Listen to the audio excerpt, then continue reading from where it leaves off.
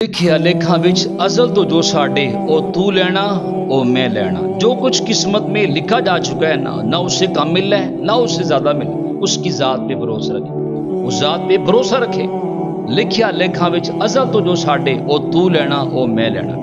तेरिया मेरिया आंकड़ा किसकारी तो भी ढह पैना मैं भी ढह पैना। बड़े बड़े बहादुर, बड़े बड़े जवान, बड़े बड़े ताकतवर आए, बड़ी बड़ी कौमें आए, वो अपनी ताकत के ऊपर, कुव्वत के ऊपर बड़ा नाज था, लेकिन सारे के सारे तबाह बर्बाद कर दिए जिन्होंने अल्लाह उसके रसूल की नाफरमानी की। बड़े बड़े ताकतवर कुव्वत वाले आए, वो सारे खत्म कर। तेरिया मेरिया आंकड़ा किसकारी तो भी ढह पैना मैं भी ढह पैना। तेरिया मेरिया आंकड़ा किसकारी तो भी ढह पैना मैं भी ढह पैना।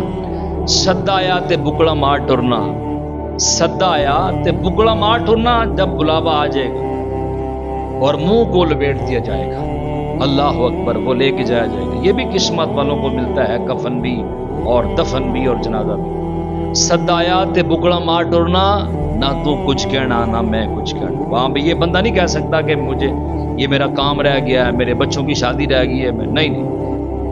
सदाया ते बुकड़ा मार टुरना, ना तू कुछ कहना ना मैं कुछ कहना।